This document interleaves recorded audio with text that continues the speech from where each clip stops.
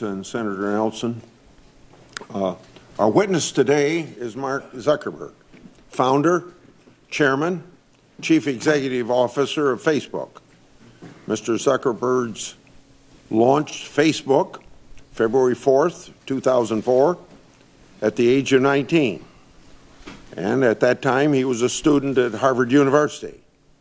As I mentioned previously, his company now has over $40 billion of annual revenue and over 2 billion monthly active users. Mr. Zuckerberg, along with his wife, also established the Chan Zuckerberg Initiative to further philanthropic causes. I now turn to you. Welcome to the committee. Whatever your statement is orally, if you have a longer one, it'll be included in the record. So proceed, sir. Chairman Grassley, Chairman Thune, Ranking Member Feinstein, and Ranking Member Nelson, and members of the committee. We face a number of important issues around privacy, safety, and democracy, and you will rightfully have some hard questions for me to answer. Before I talk about the steps we're taking to address them, I want to talk about how we got here. Facebook is an idealistic and optimistic company. For most of our existence, we focused on all of the good that connecting people can do. And as Facebook has grown, people everywhere have gotten a powerful new tool for staying connected to the people they love, for making their voices heard, and for building communities and businesses. Just recently, we've seen the Me Too movement and the March for Our Lives organized, at least in part, on Facebook. After Hurricane Harvey, people came together to raise more than $20 million for relief. And more than 70 million small businesses use Facebook to create jobs and grow. But it's clear now that we didn't do enough to prevent these tools from being used for harm as well. And that goes for fake news, for false interference in elections, and hate speech, as well as developers and data privacy. We didn't take a broad enough view of our responsibility, and that was a big mistake. And it was my mistake, and I'm sorry. I started Facebook, I run it, and I'm responsible for what happens here. So now, we have to go through all of our relationship with people and make sure that we're taking a broad enough view of our responsibility. It's not enough to just connect people. We have to make sure that those connections are positive. It's not enough to just give people a voice. We need to make sure that people aren't using it to harm other people or to spread misinformation. And it's not enough to just give people control over their information. We need to make sure that the developers they share it with protect their information too. Across the board, we have a responsibility to not just build tools, but to make sure that they're used for good. It will take some time to work through all the changes we need to make across the company, but I'm committed to getting this right. This includes the basic responsibility of protecting people's information, which we failed to do with Cambridge Analytica. So here are a few things that we are doing to address this and to prevent it from happening again. First, we're getting to the bottom of exactly what Cambridge Analytica did and telling everyone affected. What we know now is that Cambridge Analytica improperly accessed some information about millions of Facebook members by buying it from an app developer. That information this was information that people generally share publicly on their Facebook pages, like names and their profile picture and the pages they follow. When we first contacted Cambridge Analytica, they told us that they had deleted the data. About a month ago, we heard new reports that suggested that wasn't true. And now we're working with governments in the US, the UK, and around the world to do a full audit of what they've done and to make sure they get rid of any data they may still have. Second, to make sure no other app developers out there are misusing data, we're now investigating every single app that had access to a large amount of information in the past. And if we find that someone improperly used data, we're going to ban them from Facebook and tell everyone affected. Third, to prevent this from ever happening again going forward, we're making sure that developers can access as much information now. The good news here is that we already made big changes to our platform in 2014 that would have prevented this specific situation with Cambridge Analytica from occurring again today. But there's more to do, and you can find more details on the steps we're taking in my written statement. My top priority has always been our social mission of connecting people, building community, and bringing the world closer together. Advertisers and developers will never take priority over that as long as I'm running Facebook.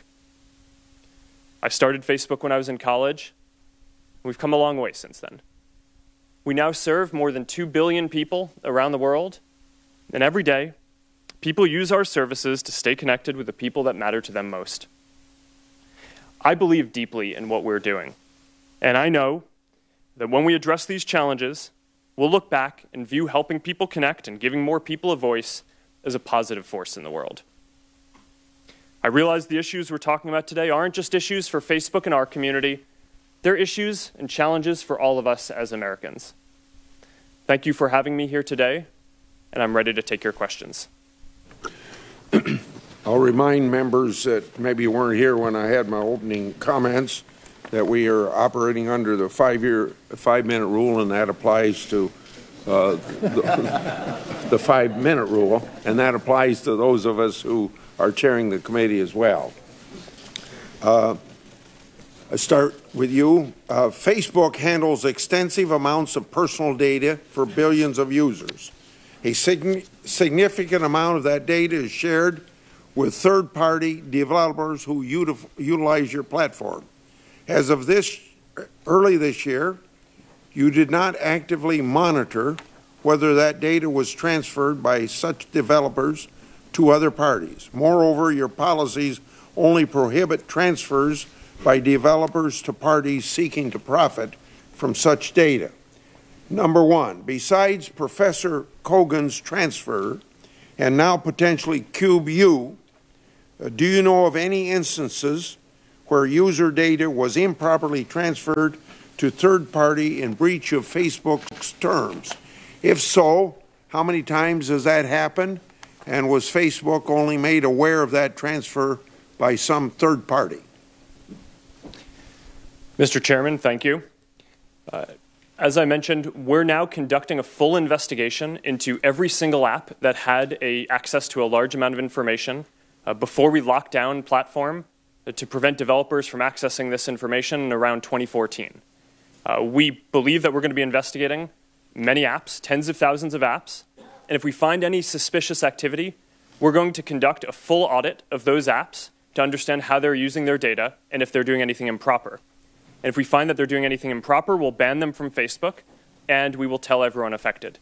As for past activity, I don't have all the examples of apps that we've banned here, but if you'd like, I can have my team follow up with you after this. Okay.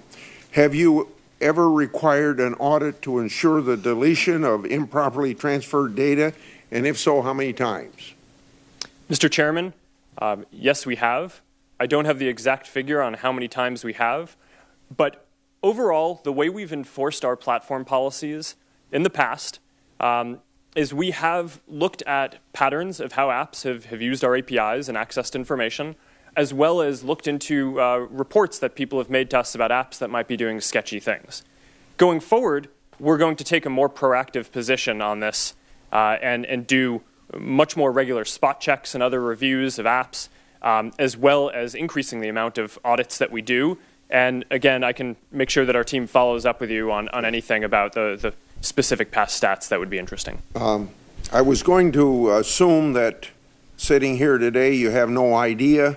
And if I'm wrong on that, you're telling me, I think, that you're able to supply those figures to us, at least as of this point. Mr. Chairman, I will have my team follow up with you on what information we have. Okay, but right now you have no certainty of whether or not, how much of that's going on, right? Okay. Facebook collects massive amounts of data from consumers, including content, networks, contact lists, device information, location, and information from third parties. Yet your data policy is only a few pages long and provides consumers with only a few examples of what is collected and how it might be used. The examples given emphasize benign uses, such as connecting with friends, but your policy does not give any indication for more controversial issues of such data. My question, why doesn't Facebook disclose to its users all the ways the data might be used by Facebook and other third parties, and what is Facebook's responsibility to inform users about that information? Mr. Chairman, I believe it's important to tell people exactly how the information that they share on Facebook is going to be used. That's why every single time you go to share something on Facebook, whether it's a photo in Facebook or a message in Messenger or WhatsApp, every single time there's a control right there about who you're going to be sharing it with, whether it's your friends or public or a specific group, and you can change that and control that in line. To your broader point about the privacy policy, this gets into an issue that I think we and others in the tech industry have found challenging, which is that long privacy policies are very confusing. And if you make it long and spell out all the detail, then you're probably going to reduce the percent of people who read it and make it accessible to them. So one of the things that we've struggled with over time is to make something that is as simple as possible so people can understand it, as well as giving them controls in line in the product in the context of when they're trying to actually use them, taking into account that we don't expect that most people will want to go through and read a full legal document. Senator.